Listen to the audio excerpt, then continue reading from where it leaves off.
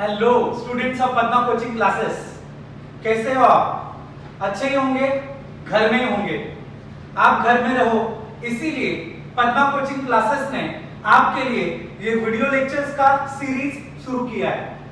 तो स्टार्ट करते हैं हमारा आज का लेक्चर। दोस्तों, इससे पहले अब तक हमने मैनेजमेंट के मॉडर्न मैनेजमेंट के प्रिंसिपल्स के बारे में पढ़ा, जो कि हेनरी फ्योल ने दिए हैं। उसके बाद हमने मैनेजमेंट के फीचर्स देखे, दैट इज नेचर देखा, और आज हम लोग साइंटिफिक मैनेजमेंट के प्रिंसिपल्स देखने वाले हैं। दोस्तों, मैंने स्टार्टिंग में जब पहला लेक्चर लिया था उसमें मैंने आपको बताया था कि मैनेजमेंट के दो फिलोसोफर्स हैं। पहले तो हेनरी फ्योल, जिनके बारे में हम पहले ही पढ़ चुके हैं, और आज हम लोग पढ़ने वाले हैं दूसरे मैनेजमेंट के फिलोसोफर, जिन्होंने साइंटिफिक मैनेजमेंट के प्रिंसिपल्स हमें दिए। दुनिया को जिन्होंने साइंटिफिक मैनेजमेंट के बारे में बताया, ऐसे great management philosopher, great management thinker F W. Taylor, उनके बारे में हम लोग इस क्वेश्चन में पढ़ने वाले हैं। तो ये है हमारा fourth question, that is principles of scientific management. Principles of scientific management. तो दोस्तों, सबसे पहले शुरू करते हैं हम इसका इंट्रोडक्शन। 2 मिनट के लिए आप वीडियो पॉज करके ये जो इंट्रोडक्शन आपको स्क्रीन पे दिख रहा है उसको आप नोट डाउन कर लीजिए। ठीक है दोस्तों, आई होप आपने नोट डाउन किया होगा। तो चलिए हम लोग डिटेल में पढ़ते हैं हमारा इंट्रोडक्शन। लास्ट वीडियो में जैसे हेनरी फ्योल के प्रिंसिपल्स के बारे में जो इंट्रोडक्शन मैंने आपको बताया था, ये इंट्रोडक्शन भी थोड़ा बहुत उससे मिलता जुलता है। सिर्फ कुछ वर्ड्स इसमें हमने ऐड किए, जैसे हेनरी फ्योल के जगह पे एफ.डब्ल्यू. टेलर। तो चलिए शुरू करते हैं हमारा ये introduction. The concept of scientific management is given by great management thinker F.W. Taylor. नाम अच्छे से याद रखना है दोस्तों, नाम अच्छे से याद रखना है। Okay, The concept of scientific management is given by great management thinker F.W. Taylor.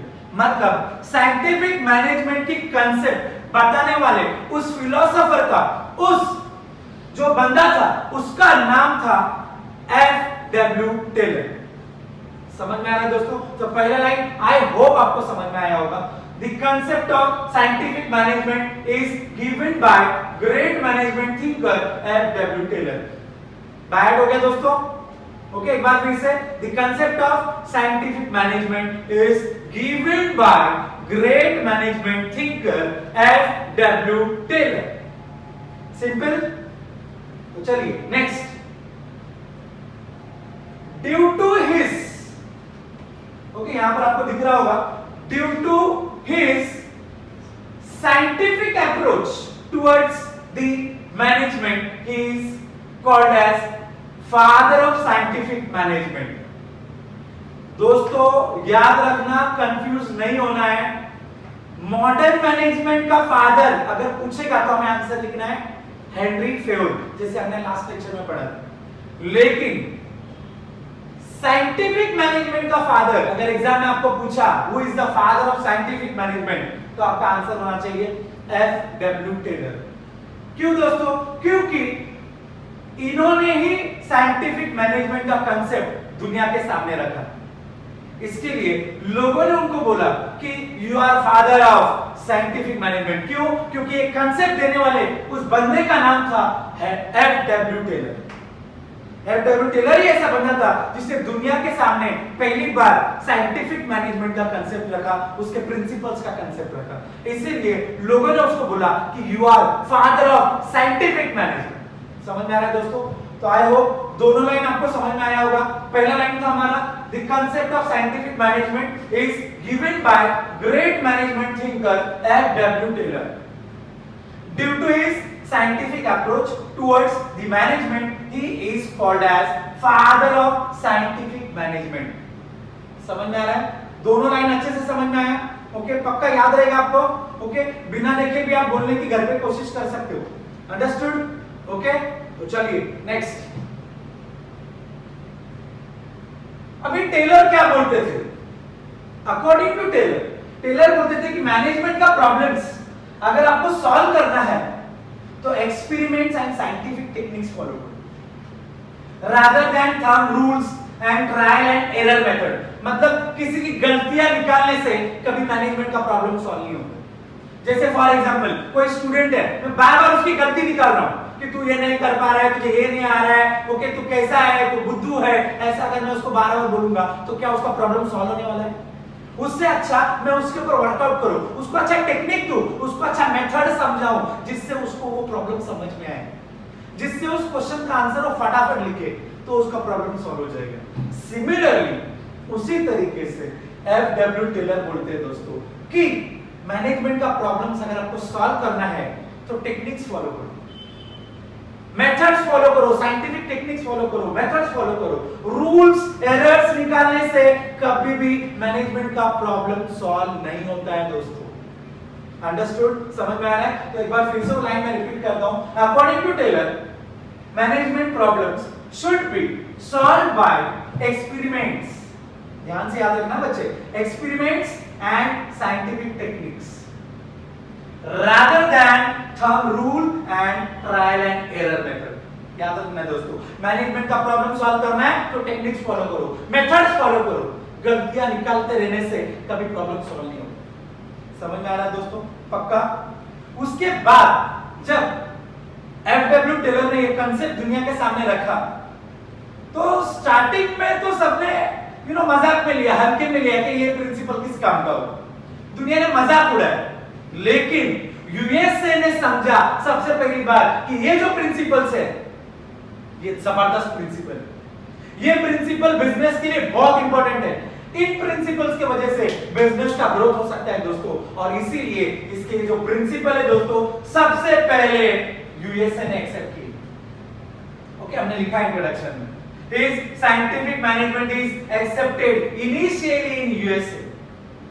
उसके बाद यूएसए के बाद यूरोपियन कंट्रीज ने ये प्रिंसिपल्स को एक्सेप्ट किया, और उसके बाद यूएसए और यूरोपियन कंट्रीज ने यूज करने के बाद वहां के बिजनेस का ग्रोथ होने के बाद पूरी दुनिया को लगा कि नहीं यार, साइंटिफिक मैनेजमेंट के प्रिंसिपल भी बहुत यूजफुल है हेनरी फेयोल की तरह। इसीलिए पूरी दुनिया ने ऑल ओवर वर्ल्ड ये प्रिंसिपल यूज होने लग गए दोस्तों। समझ में आ रहा है? अंडरस्टूड? ओके, एक बार मैं फिर से रिपीट करता हूं कि एफडब्ल्यू टेलर की जो साइंटिफिक मैनेजमेंट के प्रिंसिपल्स है दोस्तों सबसे पहले किसने एक्सेप्ट किया? यूएसए ने। उसके बाद किसने एक्सेप्ट किया?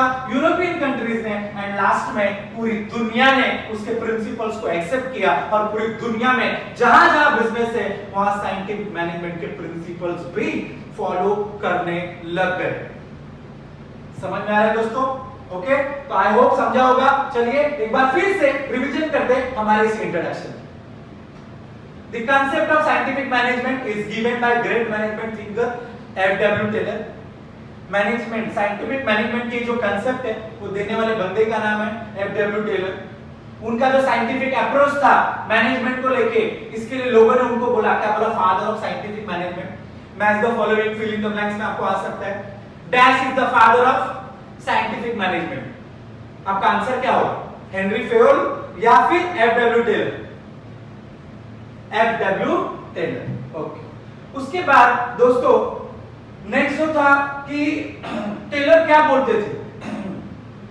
टेलर बोलते थे कि मैनेजमेंट के problems should be solved by experiments. अगर मैनेजमेंट के प्रॉब्लम सॉल्व करने हैं तो एक्सपेरिमेंट्स करो, मेथड्स फॉलो करो, साइंटिफिक टेक्निक्स फॉलो करो। गलतियां निकालने से, ज्यादा strict rules and regulations follow करने से कभी मैनेजमेंट का प्रॉब्लम सॉल्व नहीं होता। उसके बाद इन्होंने जब ये कांसेप्ट दुनिया के सामने रखा, ओके, तब सबसे पहले इनका कांसेप्ट किसने एक्सेप्ट किया? यूएसए ने। उसके बाद किसने एक्सेप्ट किया? यूरोपियन कंट्रीज ने। एंड उसके बाद पूरी दुनिया ने इन कांसेप्ट को फॉलो किया दोस्तों, और पूरी दुनिया में जहां जहां बिजनेस है वहां इनके ये साइंटिफिक मैनेजमेंट के प्रिंसिपल्स भी यूज होने लग गए। समझ में आया? पक्का? नेक्स्ट है हमारा definition. According to Taylor, scientific management is an art of knowing exactly what is to be done and the best of doing it। एकदम सिंपल डेफिनेशन है दोस्तों। क्या बोलते हैं टेलर कि scientific management is the art of knowing exactly what is to be done and the best of doing it. मतलब क्या दोस्तों कि साइंटिफिक मैनेजमेंट एक ऐसी आर्ट है जिसमें हमें पता करना है कि हमें करना क्या है और उससे भी जबरदस्त करके दिखाना। फॉर एग्जाम्पल मैं सिंपल एग्जाम्पल देता हूं। आपके पापा ने आपको बोला कि बेटा 85% आने चाहिए। ओके, कितने परसेंटेज आने चाहिए? 85% 12th में आने चाहिए। ओके, तो अभी आपको पता चल गया कि what is to be done, करना क्या है। लेकिन अपने बोर्ड एग्जाम में 95% लेके आए और सीधा बोर्ड में फर्स्ट रैंक लेके आया। मतलब पापा ने बोला 85 और आपने लेके आया 95। म्हणजे हमें पता था करना क्या है और आपने उससे भी जबरदस्त करके दिखाया। यस, एग्जैक्टली, इसी को बोलते हैं साइंटिफिक मैनेजमेंट। साइंटिफिक मैनेजमेंट में भी जो मैनेजर होता है उसको पहले यह समझना होता है कि हमें करना क्या है। Okay, yes, it means what to, it is art of knowing exactly what is to be done. ये कला है, पहले समझो करना क्या है और उसके बाद उससे भी जबरदस्त करके दिखाओ, द बेस्ट रिजल्ट लाके दिखाओ। जैसे कंपनी के बारे में अगर हम लोग समझने को जाए तो सिंपल एग्जांपल लेते हैं कि हमें इस साल 1000 करोड़ का प्रॉफिट लाना है। मतलब हमें उतना सेल्स करना पड़ेगा। ओके, ये हमें करना था, लेकिन जब रिजल्ट आया पता चला हमने 2000 करोड़ का प्रॉफिट मुनाफा कमाया। दोस्तों, यही होता है scientific management. It is the art of knowing exactly what is to be done and the best of doing it। मतलब क्या? तो पहले पता करो कि आपको करना क्या है एग्जैक्टली और उससे भी जबरदस्त करके दो। समझ में आ रहा है दोस्तों? आई होप समझा होगा। एक बार डेफिनेशन, ओके, अपने पास पॉइंट बुक होगा तो उसमें लिख कर रखो। हमने जो आपको पीडीएफ भेजा है उसमें भी ये डेफिनेशन है। अभी शुरू करते हैं। एफडब्ल्यू टेलर ने दिए हुए साइंटिफिक प्रिंसिपल्स ऑफ मैनेजमेंट। जैसे मॉडर्न मैनेजमेंट के 14 प्रिंसिपल्स थे, वैसे एफडब्ल्यू टेलर ने भी मैनेजमेंट के लिए कुछ साइंटिफिक प्रिंसिपल्स दिए हुए हैं। उसमें से पहला प्रिंसिपल ये रहा हमारे स्क्रीन के ऊपर, जिसमें लिखा है कि science not rule of thumb. Science not rule of thumb. इसका मतलब है दोस्तों कि मैनेजर ने अपने कंपनी में, अपने ऑर्गेनाइजेशन में कोई भी काम अगर एम्प्लॉय से करवा कर लेना है तो उसके लिए साइंटिफिक मेथड्स फॉलो करने चाहिए, ना कि थंब रूल्स। क्योंकि थंब रूल्स जो होते हैं ना दोस्तों, ओके, वो मैनेजर का पर्सनल एजम्पशन होता है जो हर सिचुएशन में अप्लाई नहीं होता। तो एफडब्ल्यू टेलर क्या बोलते हैं ना कि कोई भी काम आपको करवाना है आपके एम्प्लॉय से, तो सबसे पहले मैनेजर ने क्या करना चाहिए, उसके ऊपर साइंटिफिक एनालिसिस करना चाहिए, स्टडी करना चाहिए। इससे क्या होगा, हमारा टाइम बचेगा। टाइम बचेगा तो एम्प्लॉय का एफिशिएंसी भी बढ़ेगा। क्योंकि अगर हमने बार बार ट्रायल एंड एरर, गलती हो गया तो भी मानना नहीं, करते रहो, तो इससे हमारा टाइम वेस्ट हो रहा है। टाइम वेस्ट हो रहा है, एफिशिएंसी वेस्ट हो रहा है, पैसा वेस्ट हो रहा है दोस्तों। तो एफडब्ल्यू टेलर वही बोलने की कोशिश कर रहे हैं कि थंब रूल्स नहीं कि भाई मुझे ऐसा लगता है ऐसा ही होगा, ऐसा नहीं होता है। सिचुएशन को स्टडी करो, ऐसे बोलते हैं एफडब्ल्यू टेलर। सिचुएशन को स्टडी करो, टेक्निक्स को फॉलो करो, मेथड्स फॉलो करो, उसके बाद भी कोई काम आप अपने एम्प्लॉय से करवा के लो। इससे क्या होगा दोस्तों, आपका टाइम बचेगा, टाइम बचेगा, एफिशिएंसी बढ़ेगा और जितना जल्दी हो सके आपका काम कंप्लीट होगा दोस्तों।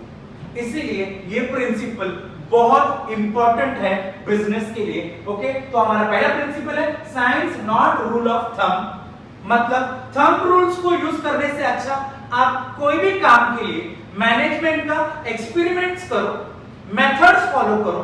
इससे क्या होगा दोस्तों, इससे आप जो सिचुएशन समझ के उस सिचुएशन का एनालिसिस करके साइंटिफिक टेक्निक्स अगर फॉलो करवाओगे तो आपका काम जल्दी पूरा होगा। एम्प्लॉइज लोग कंफ्यूज नहीं होंगे, उनका एनर्जी बचेगा, टाइम बचेगा, एफिशिएंसी बढ़ेगा। समझ में आ रहा है? Understood? Next principle of scientific management is harmony not Discord. Okay, मतलब क्या, हार्मनी होना चाहिए, डिस्कॉर्ड नहीं होना चाहिए। अभी आप बोलोगे सर हार्मनी मतलब क्या, डिस्कॉर्ड मतलब क्या, तो मैंने बोर्ड पर यहाँ पर लिखा है दोस्तों। हार्मनी का मतलब हम शुद्ध हिंदी में उसको बोलेंगे तालमेल होना चाहिए। किसके बीच में? मैनेजमेंट एंड एम्प्लॉइज के बीच में, ना कि डिस्कॉर्ड होना चाहिए, मतलब डिसएग्रीमेंट। ओके, मतलब मैनेजर ऑर्डर दे रहा है, वर्कर बोल रहा है नहीं मैं नहीं करूंगा। ओके, मतलब आर्ग्यूमेंट होना एक तरीके से। तो अगर मुझे बताओ दोस्तों, कंपनी हमारा, कंपनी में मैनेजमेंट का अगर वर्कर्स नहीं सुन रहे हैं, दोनों के बीच में डिसएग्रीमेंट है, झगड़ा हो रहा है, तो कभी भी कंपनी सक्सेसफुल नहीं हो सकती। हमारा जो डिजायर रिजल्ट है, हमारा जो टारगेट है, वो कभी अचीव नहीं हो सकता है दोस्तों। इसीलिए कंपनी में मैनेजमेंट एंड एम्प्लॉइज के बीच में हार्मनी होना चाहिए, तालमेल होना चाहिए, एक कोऑर्डिनेशन होना चाहिए। अभी कोऑर्डिनेशन का एक सिंपल एग्जांपल मैं आपको दूं दोस्तों। जब हम गाड़ी को ड्राइव कर रहे होते हैं, बराबर, तभी हमारी आंखें सामने देख रही होती है। ओके, मिरर में देख रहे होते हैं हम, कभी कभी साइड मिरर में देखते हैं, कभी कभी मिडिल मिरर में देखते हैं। हमारे जो पैर होते हैं, लेग्स होते हैं, कभी कभी ब्रेक पे जाता है, कभी एक्सीलरेटर पे जाता है। तो ये क्या है दोस्तों? ये है कोऑर्डिनेशन, ये है हार्मनी, बराबर, यस सर। लेकिन अगर इसमें डिस्कॉर्ड हो गया, ओके, गलती से मैंने ब्रेक की जगह पे एक्सीलरेटर दबा दिया, तो क्या होगा? स्पीड ब्रेकर के ऊपर से गाड़ी ऐसे उड़ेगी, जैसे मूवी में दिखा दिया वैसे, बराबर है ना दोस्तों? Yes sir, no. आखिर ने बोला कि नहीं मैं देखूंगा ही नहीं, तो क्या मैं गाड़ी चला सकता हूं? क्या मैं गाड़ी चला सकता हूं? नहीं। तो ये कोऑर्डिनेशन होना चाहिए, एक हार्मनी होना चाहिए, तभी हमारा गोल्स अचीव होगा। और एक एग्जांपल अगर हम ले तो क्रिकेट का एग्जांपल दोस्तों, अगर बैट्समैन ने बॉल मारा तो 11 के 11 प्लेयर जो फील्ड कर रहे हैं सब वो बॉल के पीछे भागते हैं क्या? सब अगर बॉल के पीछे भागेंगे तो जब बॉल हाथ में आएगी, गेंद हाथ में आएगी, तो उससे आउट कैसे करेंगे? स्टंप के पास तो कोई खड़ा ही नहीं। ओके, और जोर से अगर दूर से फेंक दिया, 11 के 11 लोगों ने एक ही जगह पे खड़ा होके, वो बॉल अगर दूर से स्टंप के पास फेंका और स्टंप को नहीं लगी तो वो थ्रो होता है। ओके, वहां से सीधा बाउंड्री लाइन, 4 रन और एक्स्ट्रा मिल जाएंगे दोस्तों। इसके लिए आप कभी भी देखो, एक या दो प्लेयर बॉल के पीछे भागते हैं, एक जन स्टंप को कवर करता है, एक जन बाउंड्री के अंदर जाके खड़ा रहता है। क्यों? कि भाई गलती से अगर थ्रो छूट भी गया तो बाउंड्री नहीं जानी चाहिए। ये होता है कोऑर्डिनेशन, ये होता है हार्मनी। समझ में आ रहा है दोस्तों? अंडरस्टूड? तो एफडब्ल्यू टेलर यही बोलते हैं कि मेरा ये सेकंड प्रिंसिपल क्यों इंपॉर्टेंट है? क्योंकि कंपनी चलती है मैनेजमेंट और एम्प्लॉय इन दोनों के बीच के तालमेल के वजह से, हार्मनी के वजह से। अगर ये हार्मनी नहीं रही, वर्कर्स के बीच में, मैनेजमेंट के बीच में आर्ग्यूमेंट होने लग गया, डिस्कॉर्ड होने लग गया, तो दोस्तों बिलीव मी, आपका कंपनी में कोई भी काम ठीक से नहीं होगा। आपके कंपनी का प्रोडक्शन कम हो जाएगा, और प्रोडक्शन कम हो गया तो आपके कंपनी का सेल्स कम होगा, सेल्स कम होगा तो प्रॉफिट कैसे होगा दोस्तों? दैट्स व्हाई ये प्रिंसिपल बहुत इंपॉर्टेंट है। समझ में आ रहा है? नेक्स्ट प्रिंसिपल है दोस्तों मेंटल रिवॉल्यूशन। मेंटल रिवॉल्यूशन, इसका मतलब होता है दोस्तों, कंपनी में दो लोग होते हैं जो बहुत इंपॉर्टेंट होते हैं, एक है मैनेजर और दूसरा है एम्प्लॉय। ओके, एक होता है मैनेजमेंट और दूसरा एम्प्लॉइज। तो दोस्तों ये दोनों के बीच में मेंटल रिवॉल्यूशन होना चाहिए, उनका जो एटीट्यूड है वो टोटली चेंज होना चाहिए एक दूसरे के। It means what? कि एम्प्लॉय भी जरूरी है, उसी तरह मैनेजर भी जरूरी है। तो मैनेजर को ऐसा नहीं लगना चाहिए कि भाई मैं मैनेजर हूं, एम्प्लॉय क्या है कंपनी, एम्प्लॉय नहीं रहेगा तो भी चलेगा, ऐसा नहीं होता है दोस्तों।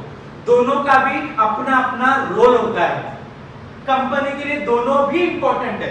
जैसे मैनेजर इंपॉर्टेंट है वैसे एम्प्लॉय भी इंपॉर्टेंट है। दोनों का रोल कंपनी के लिए एकदम इंपॉर्टेंट है। मैं एग्जांपल देता हूं दोस्तों, जैसे फॉर एग्जांपल अपना ह्यूमन बॉडी, कल को ब्रेन बोलेगा कि मैं सबसे इंपॉर्टेंट हूं, बाकी हाथ आंख क्या कुछ इंपॉर्टेंट नहीं, पैर वगैरह क्या सब चल जाता है। ऐसा नहीं है दोस्तों। अगर ब्रेन बोला मैं इंपॉर्टेंट हूं, हाथ बोला ठीक है मैं कल से खाना ही नहीं खाएगा, मैं खाने को टच ही नहीं करेगा, माउथ बोला मैं ओपन ही नहीं होऊंगा, ओके, नाक ने बोला मैं सांस ही नहीं लूंगा, बताओ दोस्तों क्या इंसान जी पाएगा? इनके हेल्प के अलावा क्या ब्रेन फंक्शनिंग कर पाएगा? नहीं ना दोस्तों। उसी तरीके से कंपनी का भी है। मैनेजर और एम्प्लॉय इन दोनों का मेंटल रिवोल्यूशन होना बहुत जरूरी है, एक दूसरे को समझना बहुत जरूरी है, क्योंकि दोनों अगर एक दूसरे के रोल को समझेंगे तो ही काम अच्छे से होगा। मैनेजर को लगना चाहिए कि नहीं, एम्प्लॉय भी कंपनी के लिए इंपॉर्टेंट है, एम्प्लॉय का रोल भी इंपॉर्टेंट है। उसी तरीके से एम्प्लॉय को भी लगना चाहिए कि नहीं, मैनेजर इज आल्सो इंपॉर्टेंट। अगर ये दोनों मिलके एक दूसरे के साथ एक दूसरे को समझ के अपना रोल समझ के अगर काम करेंगे तो हमारे गोल्स, हमारा टारगेट, कंपनी का जो भी हमने सेट किया है वो अचीव होगा दोस्तों। ये हमारा ये प्रिंसिपल है।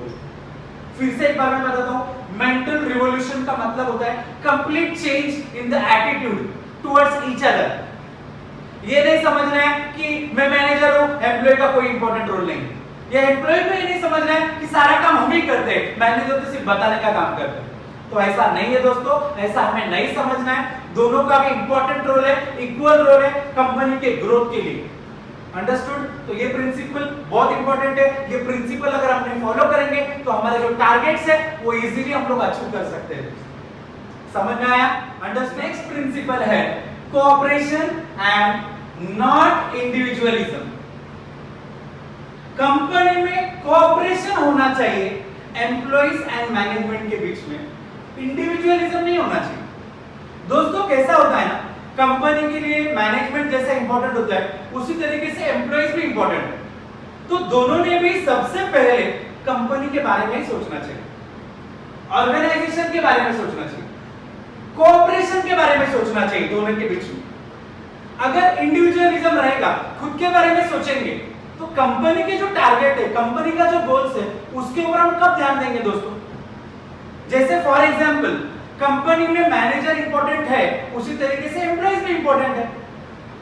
जैसे कि मुकेश अंबानी रिलायंस कॉर्पोरेशन के हेड, मैनेजमेंट का सबसे इंपॉर्टेंट बंदा मुकेश अंबानी। ओके, अभी रिलायंस इंडस्ट्रीज के पेट्रोलियम भी, रिलायंस पेट्रोल पंप जैसे, अभी वहां पर क्या मुकेश अंबानी जाके पेट्रोल भरेगा? वो वहां पर जाके खड़े रह के लोगों की टैंक में पेट्रोल डालेंगे? नहीं। तो उसके लिए एम्प्लॉइज चाहिए। तो एम्प्लॉइज बेस्ड है कोई भी कंपनी। अगर एम्प्लॉइज नहीं रहेंगे तो कोई भी कंपनी मार्केट में खड़ी हो ही नहीं सकती। तो इसका मतलब यह हुआ कि एम्प्लॉय इंपॉर्टेंट है, नो डाउट एम्प्लॉइज इंपॉर्टेंट, उसका एक अलग महत्व है कंपनी के लिए। लेकिन एम्प्लॉय को ऐसा भी नहीं समझना चाहिए कि मेरे बगैर अभी कंपनी नहीं चल सकती है, तो हम लोग स्ट्राइक करते हैं जानबूझ के और एक्स्ट्रा सैलरी की डिमांड करते हैं, एक्स्ट्रा फैसिलिटीज की डिमांड करते हैं। इसका मतलब यह हुआ दोस्तों कि हम खुद के बारे में सोच रहे हैं, इंडिविजुअलिज्म, मतलब हम खुद के बारे में सोच रहे हैं, ना कि कंपनी के बारे में सोच रहे हैं। लेकिन दोस्तों अगर हम ऐसा करेंगे तो कंपनी का ग्रोथ कैसा होगा? अगर आपको ऐसा लगने लग गया कि मैं कंपनी के लिए इंपॉर्टेंट हूं और मेरे बगैर कंपनी नहीं चलती है, न कंपनी नहीं चल सकती है, तो क्या मैं इसका फायदा उठाऊं? क्या मैं स्ट्राइक्स करूं? ऐसा नहीं होना चाहिए दोस्तों। ऐसे एम.डब्ल्यू. टेलर बोलते हैं कि मैनेजमेंट और एम्प्लॉय के बीच में कोऑपरेशन होना चाहिए। मैनेजर्स को भी पता होना चाहिए कि एम्प्लॉय इंपॉर्टेंट है, एम्प्लॉइज को भी लगना चाहिए कि नहीं मैनेजर भी इंपॉर्टेंट है, लेकिन इसका गलत फायदा नहीं उठाना चाहिए। इंडिविजुअलिज्म, खुद के बारे में नहीं सोचना चाहिए सिर्फ कि भाई अनवांटेड डिमांड्स में मैनेजमेंट के सामने रखूंगा क्योंकि मैं इंपॉर्टेंट हूं, मैं कंपनी का एक अहम हिस्सा हूं, ऐसा नहीं होना चाहिए दोस्तों। एम्प्लॉय को भी ऑलवेज कंपनी के बारे में पहले सोचना चाहिए, तो ही हमारी कंपनी के टारगेट्स अचीव होंगे। वंस अगेन दोस्तों, पॉइंट का नाम है cooperation and not individualism. Management and employees दोनों का गोल एक ही होना चाहिए, क्या? कंपनी के टारगेट्स को अचीव करना। ओके, गोल्स के लिए, गोल्स को अचीव करने के लिए मैनेजमेंट और एम्प्लॉइज के बीच में कोऑर्डिनेशन होना चाहिए, एक कोऑपरेशन होना चाहिए। ओके, दोनों भी इंपॉर्टेंट है कंपनी के लिए। एम्प्लॉय तो बहुत इंपॉर्टेंट पार्ट है कंपनी के लिए, नो डाउट। तो एम्प्लॉय को कल को ऐसा नहीं लगना चाहिए कि भाई इंडिविजुअलिज्म, मैं खुद के बारे में सोचूंगा, चलो हम लोग अगर नहीं रहेंगे तो कंपनी बंद हो जाएगी, कंपनी का प्रोडक्शन नहीं हो सकता है। ऐसा नहीं सोचो दोस्तों। अगर आप ऐसा सोचोगे, अनवांटेड डिमांड्स करोगे, बेमतलब का स्ट्राइक्स करोगे, तो कंपनी के गोल्स के ऊपर इसका इफेक्ट होगा। कंपनी बंद भी हो सकती है दोस्तों, उसका प्रोडक्शन कम हो सकता है दोस्तों, और इसका इफेक्ट कंपनी का प्रॉफिट के ऊपर होगा। तो कंपनी आपको कहां से सैलरी देगी? इसके लिए दोस्तों कंपनी में इंडिविजुअलिज्म नहीं होना चाहिए, इसको इंपॉर्टेंस नहीं देना चाहिए, ग्रुप एफर्ट्स को इंपॉर्टेंस देना चाहिए। कंपनी के टारगेट्स को अचीव करने के लिए employees as well as management मिलकर काम करना चाहिए। ये था हमारा नेक्स्ट प्रिंसिपल है हमारा डिवीजन ऑफ रिस्पांसिबिलिटीज। मतलब क्या दोस्तों, जिम्मेदारियों को भी बांटा जाना चाहिए, ऐसे एफडब्ल्यू टेलर बोलते हैं। सारी जिम्मेदारियां हम मैनेजर के ऊपर नहीं डाल सकते, या फिर सारी जिम्मेदारियां हम अकेले एम्प्लॉयज के ऊपर नहीं डाल सकते। कंपनी को आगे लेकर जाना है, कंपनी को सक्सेसफुल बनाना है, तो मिलकर काम करना है। हमारे पहले भी पॉइंट्स में हमने देखा था, तो मिलकर अगर काम करना है तो जिम्मेदारियों को भी बांटो, रेस्पॉन्सिबिलिटीज जो भी है उनको डिवाइड करो। जैसे कि मैनेजर्स को हम जिम्मेदारी देंगे कि आप प्लानिंग करो, आप प्लानिंग करो, अच्छे से कंपनी के लिए प्लान करो। Okay, what to do, how to do, when to do, who is to do, ये सब काम मैनेजर को कि वो प्लान करे। फिर अभी एम्प्लॉय के ऊपर क्या जिम्मेदारी देंगे हम कि मैनेजर ने जो प्लान बनाया है, मैनेजर ने जो प्लानिंग किया है कंपनी के लिए, उसको इंप्लीमेंट करवाओ, एग्जीक्यूशन करवाओ, वो प्लान्स को ओके रियलिटी में लेकर आने के लिए हेल्प करो कंपनी, तो ही हमारे कंपनी के जो टारगेट्स है वो अचीव होंगे। अगर सारा जिम्मेदारी, सारा जो रिस्पांसिबिलिटीज है वो मैनेजर ने लिया तो फिर एम्प्लॉय क्या करेगा, और सारा जिम्मेदारी एम्प्लॉय के ऊपर दिया तो मैनेजर क्या करेगा। दोनों को लगेगा कि भाई उसको तो कोई जिम्मेदारी है ही नहीं, या फिर वर्कर को लगेगा मैनेजर्स को कुछ काम है ही नहीं। ऐसा नहीं होना चाहिए दोस्तों, दोनों ने भी अपना रिस्पांसिबिलिटीज को डिवाइड करके लेना चाहिए, तो ही हमारा काम जल्दी होगा और अच्छे से होगा। मैनेजर प्लानिंग करेगा, वर्कर उसको एग्जीक्यूट करेगा, उस प्लान्स को उसको इंप्लीमेंट करवाएगा, और जिस डायरेक्शन में मैनेजर ने समझाया था उसी डायरेक्शन में एम्प्लॉइज काम होने के बाद उसका रिपोर्टिंग करेंगे। रिपोर्टिंग करने के बाद अगर अच्छा रिपोर्टिंग आप करोगे, उसी तरीके से रिपोर्टिंग करोगे जिस तरीके से मैनेजर ने आपको समझाया है, तो आपका जो मैनेजर है और अच्छी तरीके से कंपनी के लिए प्लानिंग कर सकता है। अंडरस्टूड, समझ में आ रहा है? फिर से एक बार, डिवीजन ऑफ रिस्पांसिबिलिटीज मतलब काम को डिवाइड करो, जिम्मेदारियों को बांटो। जिम्मेदारियों को बांटना मतलब एम्प्लॉय और मैनेजमेंट दोनों ने अपनी अपनी जिम्मेदारियां लेनी चाहिए। जैसे मैनेजर प्लानिंग करेगा, वर्कर एग्जीक्यूशन करेगा, एग्जीक्यूशन होने के बाद, कंप्लीट होने के बाद सेम वे में रिपोर्टिंग करेगा अपने मैनेजर को। मैनेजर रिपोर्टिंग अगर अच्छा हो रहा है तो मैनेजर वापस अच्छे से प्लानिंग कर सकता है कंपनी के लिए। इससे क्या होगा दोस्तों, हमारा जो टारगेट्स है, कंपनी के जो गोल्स है, वो हम लोग इफेक्टिवली अचीव कर सकते हैं। समझ में? Last important point is maximum prosperity for employer and employees. दोस्तों, अगर आप चाहते हो कि आपकी कंपनी का ग्रोथ हो, तो वो ग्रोथ डिपेंड है आपके कंपनी के एम्प्लॉय के हाईएस्ट एफिशिएंसी के ऊपर। आप आपके कंपनी के एम्प्लॉय को मौका दो, अपॉर्चुनिटी दो कि वो अपनी हाईएस्ट एफिशिएंसी दिखा सके। अगर वो मौका एम्प्लॉय को नहीं मिलेगा तो वो अपनी एफिशिएंसी नहीं दिखा पाएगा, ऑलवेज वो एफिशिएंसी से कम काम करेगा अगर उसको अपॉर्चुनिटी नहीं मिला। लेकिन अगर हमें अच्छे से रिजल्ट चाहिए, हमें हमारे टारगेट्स कम से कम समय में अचीव करने हैं, तो आपके कंपनी के एम्प्लॉय को मौका दो, अपॉर्चुनिटी दो कि वो अपनी हाईएस्ट एफिशिएंसी दिखा सके। समय समय पर एम्प्लॉय को ट्रेनिंग दो, ट्रेनिंग से भी एम्प्लॉय का एफिशिएंसी बढ़ता है दोस्तों। समझ में आ रहा है? जैसे फॉर एग्जांपल, अगर एम्प्लॉय को मौका ही नहीं मिलेगा तो अपना एफिशिएंसी कैसा दिखाएगा। सिमिलरली मैं एक एग्जांपल देता हूं आपको। महेंद्र सिंह धोनी का नाम सुना होगा आपने, ओके, इंडियन क्रिकेट टीम के पहले के कैप्टन भी रह चुके। Yuvraj Singh and Mahendra Singh Dhoni state level के जब मैचेस होते थे ना, साथ में क्रिकेट खेला करते थे स्टेट वाइज। लेकिन आगे जाके युवराज सिंह का सिलेक्शन हुआ इंटरनेशनल टीम में, लेकिन धोनी का सिलेक्शन नहीं हुआ। 5-6 साल हुए, 5-6 साल से युवराज सिंह क्रिकेट खेल रहा था, लेकिन धोनी को बेचारे को अपॉर्चुनिटी नहीं मिल रहा था। हमने उसके मूवी में भी देखा है। लेकिन जब धोनी को अपॉर्चुनिटी मिला इंटरनेशनल क्रिकेट खेलने का, तब उसने ये प्रूव करके दिखाया कि मैं ही वो बंदा था, मैं ही वो इंडिया का कैप्टन था जो इंडिया को एक बार नहीं 2-2 बार वर्ल्ड कप लाके दे सकता था। एंड यस, आप सबको पता है महेंद्र सिंह धोनी एक ऐसा कैप्टन था जिसने इंडिया को 2 बार वर्ल्ड कप दिलाया, 2020 में और एक वनडे क्रिकेट में। सो दोस्तों, एम्प्लॉय का भी यही है, उसको अपॉर्चुनिटी मिलना चाहिए कि मैं अपनी हाईएस्ट एफिशिएंसी दिखा सकूं। इसके लिए हर कंपनी ने अपने कंपनी के एम्प्लॉयज को अपॉर्चुनिटी देना चाहिए ताकि वो अपना हाईएस्ट एफिशिएंसी दिखा सके। एम्प्लॉय को सही समय पे सही ट्रेनिंग अगर हम देंगे तो एम्प्लॉय अपना हाईएस्ट एफिशिएंसी दिखा सकते हैं। इससे क्या होगा दोस्तों, इससे वर्कर का काम करने का कैपेसिटी बढ़ेगा और हमारा जो टारगेट्स है वो अचीव होगा दोस्तों। समझ में आ रहा है? अंडरस्टूड? तो इस तरीके से हमने ये टोटल 6 पॉइंट्स पढ़े दोस्तों। समझ में आ रहा है? तो चलिए एक बार इन 6 पॉइंट्स का फिर से एक बार रिवीजन करें। तो चलिए एक बार रिवीजन शुरू करते हैं हमारे इस क्वेश्चन में। हमारे क्वेश्चन का नाम था प्रिंसिपल्स ऑफ साइंटिफिक मैनेजमेंट। सबसे पहले हमने पढ़ा था उसका introduction. The concept of scientific management is given by great management thinker F W. Taylor due to his scientific approach towards management. He is also known as father of scientific management. ये आपको याद रखना है इसमें। उसके बाद टेलर क्या बोलते हैं कि management problems are solved by scientific methods and techniques, okay, rather than thumb rules and trial and error methods. याद रखना है दोस्तों आपको। उसके बाद मैंने आपको बताया था कि टेलर का ये जो साइंटिफिक मैनेजमेंट है ये पहले यूएसए ने एक्सेप्ट किया था, उसके बाद यूरोपियन कंट्रीज ने एक्सेप्ट किया था और उसके बाद ऑल ओवर द वर्ल्ड। याद रखना अच्छे से। उसके बाद नेक्स्ट हमने पढ़ा था definition, scientific management is an art of knowing exactly what is to be done and the best of doing it. मतलब पहले तो ये मालूम करना है, ये कला है, ये आर्ट है कि हमें करना क्या है, पहले ये मालूम करो और उसके बाद उससे भी द बेस्ट करके दिखाओ। एग्जाम। अब हम हमारे पॉइंट्स को देखते हैं जिसमें हमने कुछ की पॉइंट्स दिए ताकि अब आपको इसका पॉइंट तो आपको अच्छे से याद रहेगा, बट अंदर का एक्सप्लेनेशन जो है वो भी आपको याद रहना चाहिए। इसके लिए हमने आपको पेन नोटबुक साथ में रेडी रखने के लिए बोला था।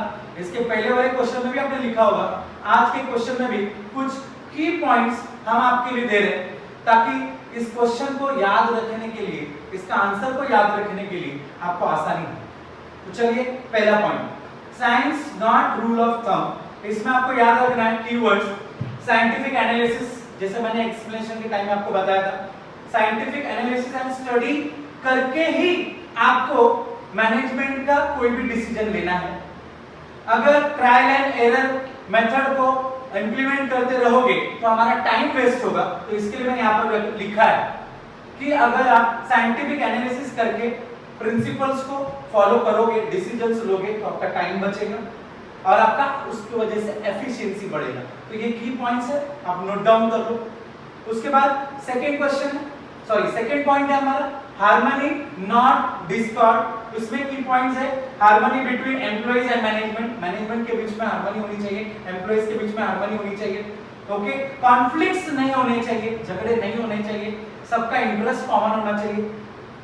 नेक्स्ट मेंटल रिवोल्यूशन, ओके, दोनों का जो एटीट्यूड है टुवर्ड्स कंपनी वो सेम होना चाहिए, टारगेट सेम होने चाहिए, एक दूसरे की तरफ जो उनका एटीट्यूड है टुवर्ड्स ईच अदर वो रेस्पेक्टफुल होना चाहिए। मैनेजर ने एम्प्लॉइज को रिस्पेक्ट करना चाहिए, एम्प्लॉइज ने मैनेजर को रिस्पेक्ट करना चाहिए, दोनों भी इंपॉर्टेंट है कंपनी के लिए। Next cooperation not individualism, employees and management के बीच में कोऑपरेशन होना चाहिए। इसके लिए आपको मैंने की पॉइंट्स दिए कि cooperation between employees and management, वहां पर ई लिखा है, ई का मतलब है एम्प्लॉइज, शॉर्टकट, ठीक है। Employees do not declare unwanted strikes for salary, okay, ये पॉइंट आपको उसमें याद रखना है। मतलब जब आप ये पॉइंट का एक्सप्रेशन लिखोगे, cooperation not individualism, management and employees के बीच में कोऑपरेशन होना चाहिए, ओके।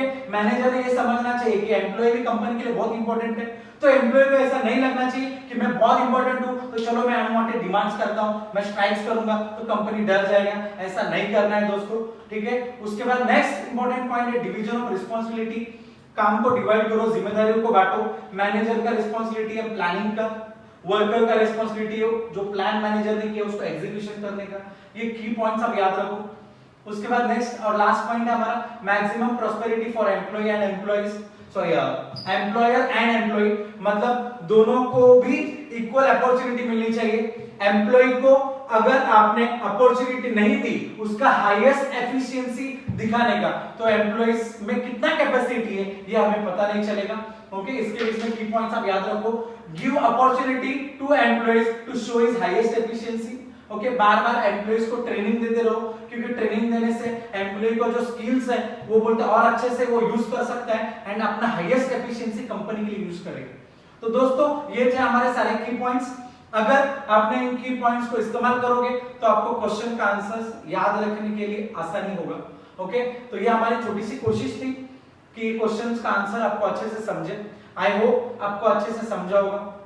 तो अगले वीडियो लेक्चर्स में हम अगले क्वेश्चंस के बारे में आपको इसी तरीके से अच्छे से इजी टेक्निक्स में आपको समझाने की कोशिश करेंगे।